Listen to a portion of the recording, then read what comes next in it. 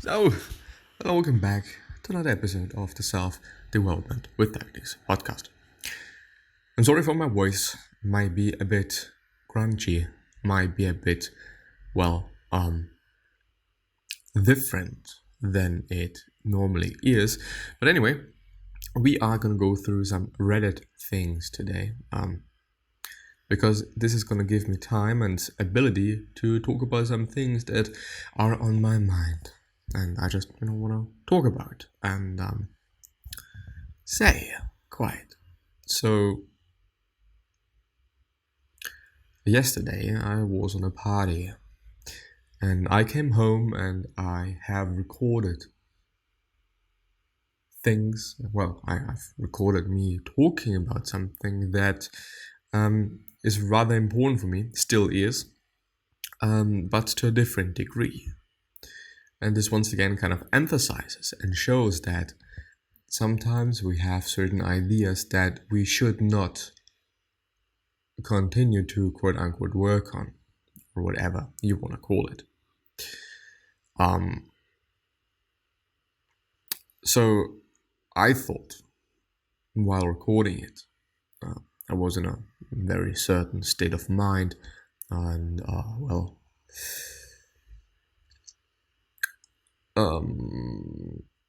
I now know that I probably am not gonna post this or use this recording as I intentionally thought I will.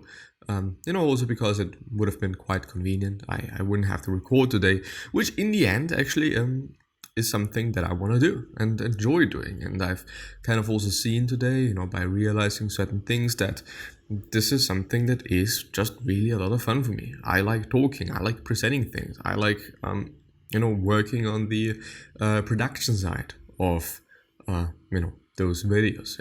Mainly the talking part. I like when it comes to cutting and finishing these things, and the post production quite.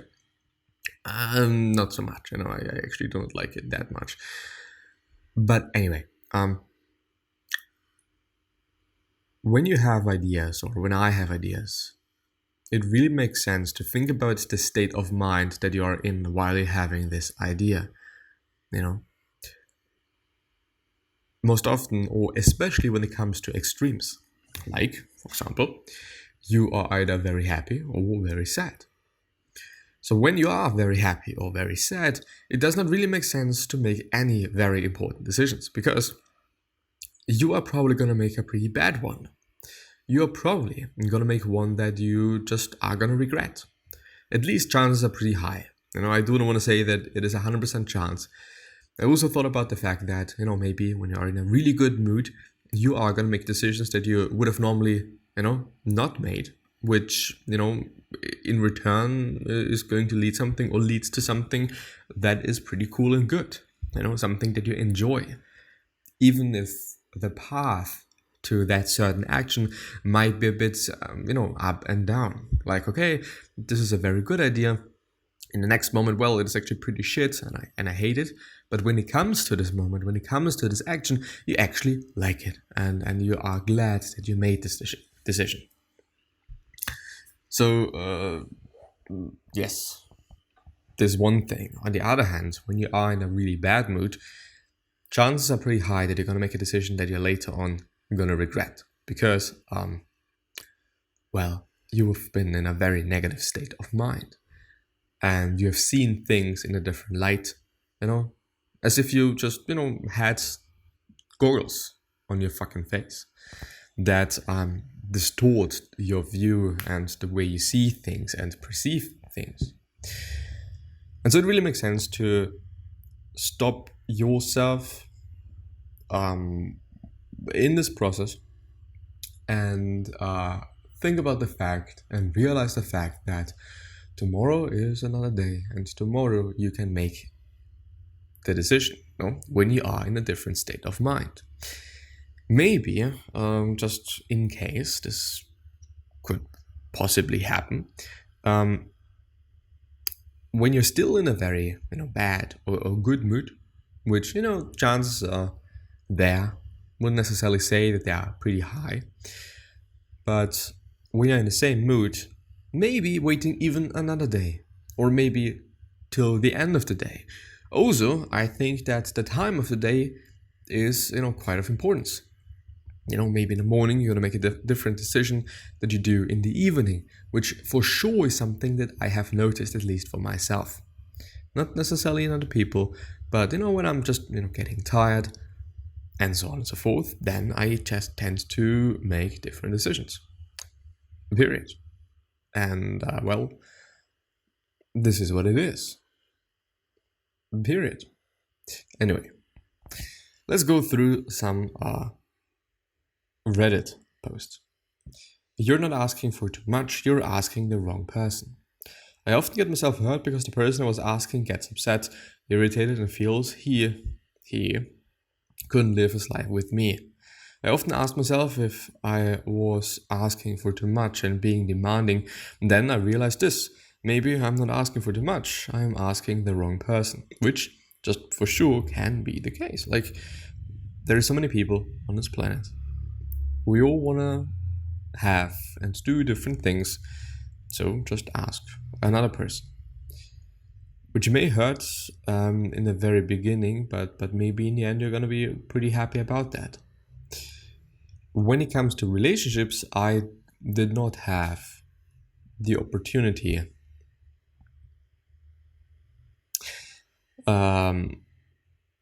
as of lately. Does this make sense? Well, so just for quite some time, I didn't have the opportunity to ask somebody else. I am looking forward to this opportunity, but I'm also just looking forward to getting into. And I understand the person. Like, I think just it makes sense to get what you want to have and not get what you do not want to have. When it comes to relationships or quite anything. Like, of course, I do not want to have what I do not want to have. So I'm also not demanding this. Sometimes this is just impossible because things come along with other things, like negative things and bad things. They are, most often gonna come along with the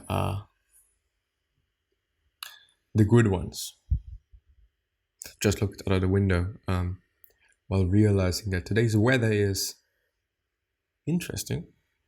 And I should probably make sure that I do not miss my chance to go for a quick but enjoyable bike ride. Something that I actually love doing. Anyway, when it comes to people, I didn't have the opportunity, and this is what it is. Like, I do not necessarily see it as something bad. It's for sure is also due to me and how I live my life and how I do things. I certainly sometimes feel like I should be doing things in a completely different way, especially when it comes to my social life, which I should take care of more than I do now, which leads to a lot of problems. I might actually be doing an episode about that. Might also be doing a bit of research on that, like the importance of one's social life and just making sure that you have one and a good one, and you can deal with people and whatnot, which it's not necessarily a problem for me, but just the importance of having a social life, the importance of connecting with people, talking to people, and so on. I think this is very important. We are social beings. The human being is very social. Anyway, I found the strength to carry on working today. I've just came back from a particularly grueling shift at my new job. We cleared the bar and cleaned, but I don't know. The bar, and as things were winding down, my back and legs were absolutely killing me.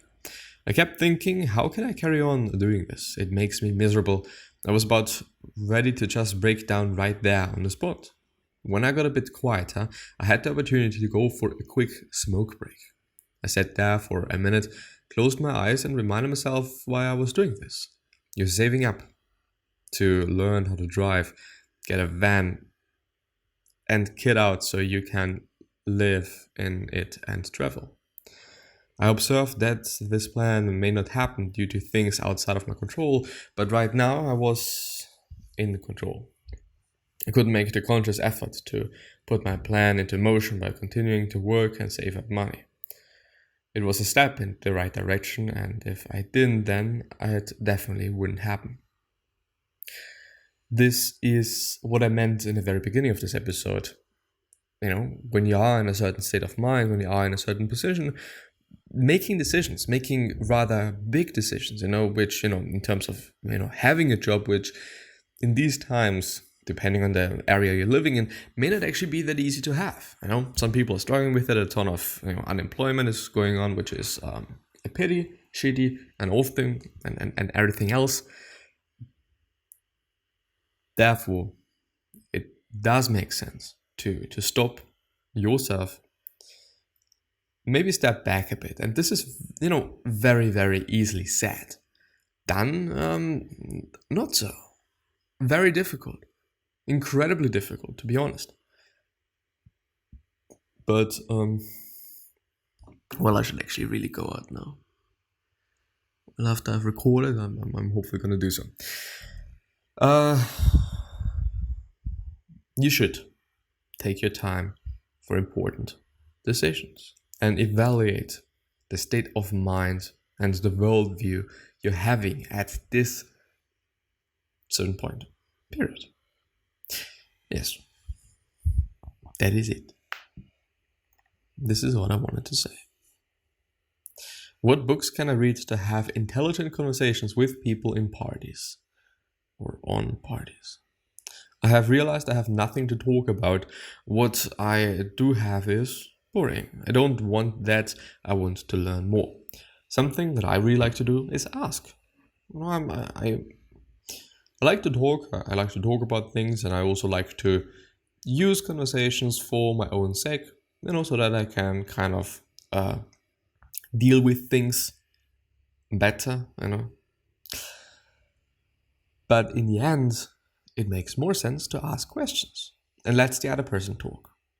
Because you and your own problems and what you're having to deal with is something that you already know.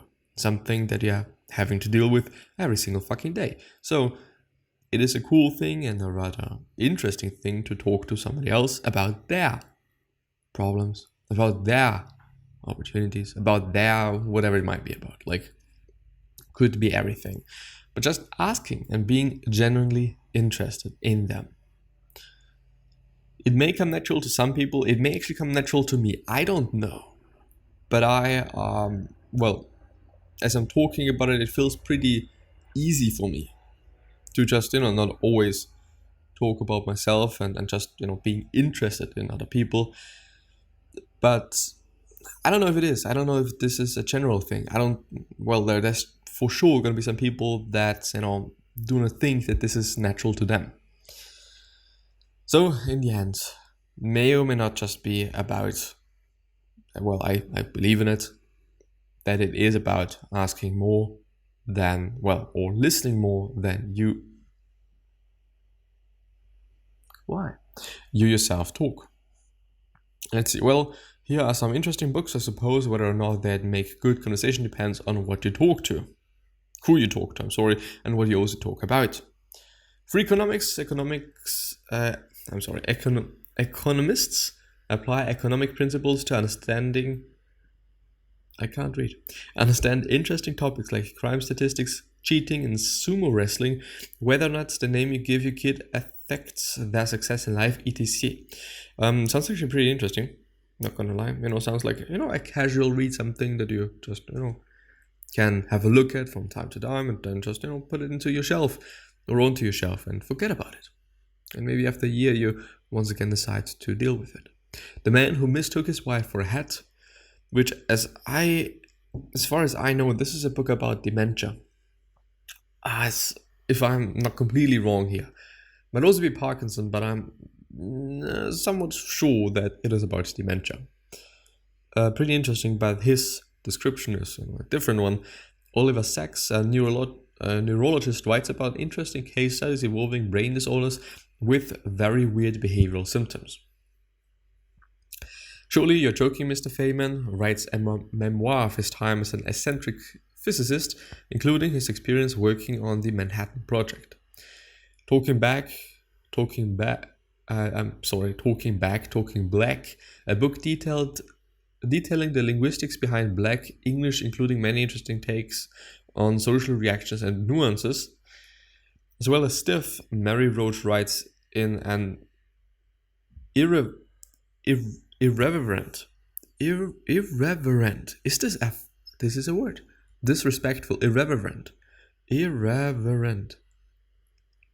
That is a difficult one, I'm not gonna lie. And hilarious way about everything after we die, from the particulars of decomposition to uses for cadavers. There you go. Some books that might be a conversation starter. Well, news might be a bit better. I usually do not talk about like the book that I'm reading about. Anyway, please help. Weed is killing me.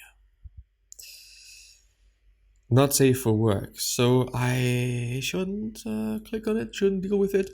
There just might be professionals that can deal with that. There for sure are professionals that hopefully aren't too costly, and that you can work together to just understand your problem and work on your problem, and also work on the root of your problem, so that things are going to be smoothly in your life from this point on. Would you like you if you met you? This is a very good one. Incredibly good one, even. Would you like you if you met you? Would I like myself? Well,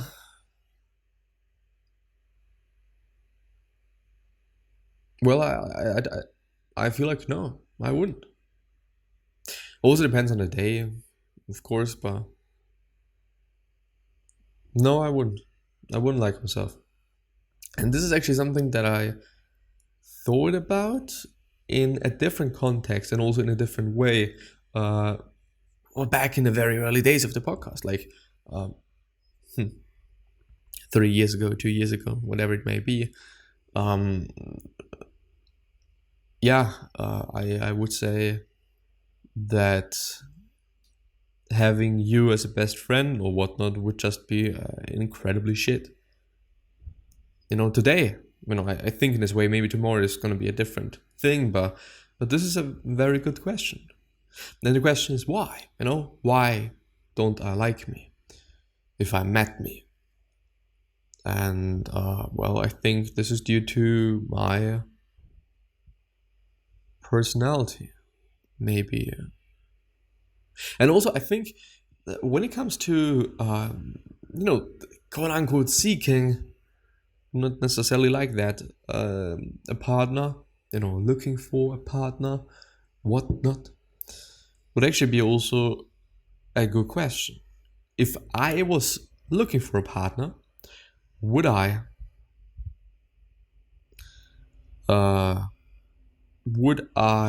date you? Or would I actually date me? If I was searching for somebody, for something, would I be the person that I'd take? So, no, I wouldn't. Very easy reason why. Yes. I don't know, no, not gonna get into this, but I think a pretty interesting question to ask yourself in general. Asking yourself questions, I think, is in general, once again, a pretty good thing, a pretty interesting thing and useful thing as well. Can get you into very good places and interesting places in which you can learn quite a bunch about yourself, how you work, how things work for you, whatever it may be about. I think it is just a good thing. And this is going to be the last one, I guess.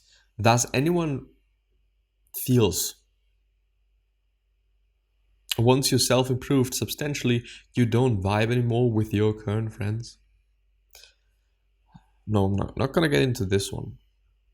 Mom wants to buy a restaurant with no experience. No, This is not my expertise. I'm not going to talk about it. Am I a weak man for not staying quiet about being molested? What does molested mean? Harassed? We will call the characters according to letters. M, mom, B, mom's boyfriend, and T, Tony. Spoiler. Why is there a spoiler? I don't know. So for context, my family isn't rich by any means. When I was about 7 years old, I was molested by my mom's boyfriend and now fiance, son. Oh, Tony. Okay. My mom stayed with the father's son that molested me because he had a good paying job. After the molestation, Tony moved away to go live with his mom in a different state and recently moved back to my state, and B wants to get him back into the family. My whole family knows I don't like him and definitely don't want him back in this family. Being 7 at the time of the molestations has caused me to have trust issues, problems, blah blah blah. I'm 17 now, graduating high school this year and going to college next year for either medicine or an aviation program. Am I a weak man for not moving past it, not dealing with it like a man, not keeping quiet to make everyone else in my world have to deal with my problems? I would just like someone's perspective on this. Something that I had to think about as well, like, why can't I deal with things or why can I, what is the English word? Why can't I be fine with certain things? Why do I have such a hard time dealing with things? And then I think, well, it takes time. But one has to actively do something about it, which I haven't done yet. And so it just clearly makes sense that, it's not going to get better if I do not do anything about it. Of course, just depends on whatever it is about. Maybe it might involve a therapist, or not. Like, just it is what it is. But I think that one has to do something about it and not just wait. Still, I think as well that waiting in general is not the worst plan you can have.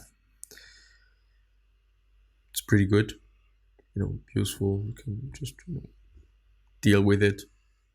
It's fine. It's great. But